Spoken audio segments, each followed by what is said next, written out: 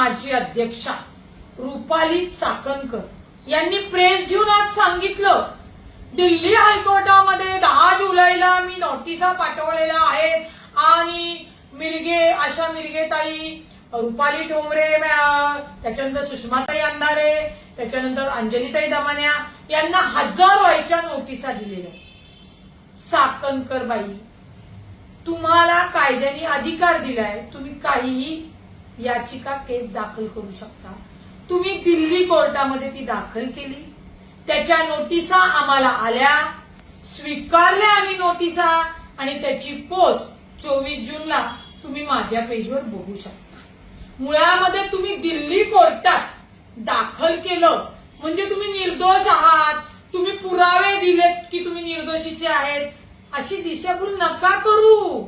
आणि आम्ही सुद्धा, आम्हाला ज्या नोटिसा आल्या आहेत त्या आम्ही तिथे दाखवू ना.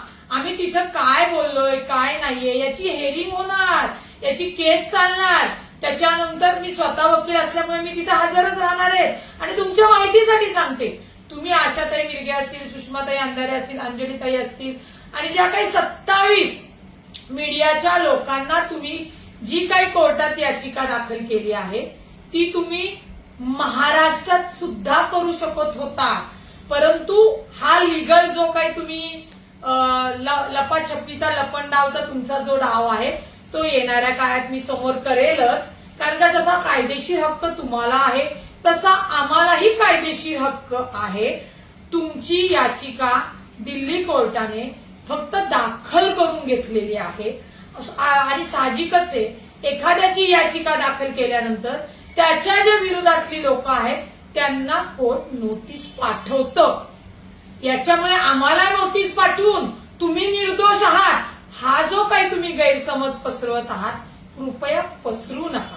पुन्हा सांगते, नेहमीप्रमाणे तुमच्या बुद्धीची कीव येते.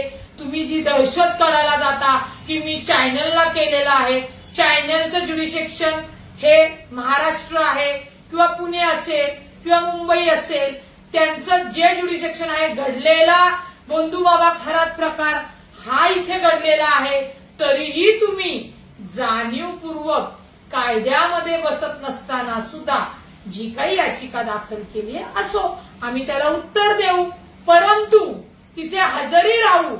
परंतु रुपाली निलेश चाकणकर, आपण हे लक्षात घेतलं पाहिजे, तुम्ही केस दाखल केली म्हणजे तुम्ही निर्दोष आहात हा जो केविलवाना प्रयत्न करताय तो तुमचा अत्यंत चुकीचा आहे. आता तुम्ही जे काही आमच्यावर आरोप ठेवले असतील ते आम्ही कोर्टासमोर मांडू आणि कोर्ट ठरवेल आम्ही बरोबर आहोत का तुम्ही बरोबर आहात. आणि आपण भेटूच कोर्टामध्ये. हाजीर हो रुपाली चाकणकर, तुमचे अपोजिट सुद्धा हाजीर होत आहेत. तुम्ही काळजीच करू नका. कायदेशीर लढा लढणं हेच आमचं ध्येय कर्तव्य आहे. परंतु पुन्हा सांगते, राज्य महिला आयोगावर ज्यांना कायदा कळत नाही अशा व्यक्तीला बसवून, म्हणजे तुमच्यासारख्या व्यक्तीला बसवून फार मोठं महाराष्ट्राचं नुकसान झालंय, फार मोठं महिला वर्गाचं नुकसान झालेलं आहे. बंधुबाबा खरात प्रकरणात ज्या काही गोष्टी समोर आल्या, ह्या जो काही घटनाक्रम होता त्या आलेल्या आहेत पोलिसांच्या तपासातनं. त्याच्यामुळे तुम्हाला वाटत असेल की मी दावा टाकला, मी नोटिसा केल्या म्हणजे मी निर्दोष आहे, तर नाही. तुम्ही जो काही आमच्यावर आरोप लावत आहात तो आरोप खरा आहे का खोटा आहे ते मेहरबान कोर्ट ठरवेल. त्याच्यामुळे 10 जुलै त्याची तारीख आहे, त्यावेळी आपण भेटू. येताय ना तुम्ही? नक्की या आवर्जून.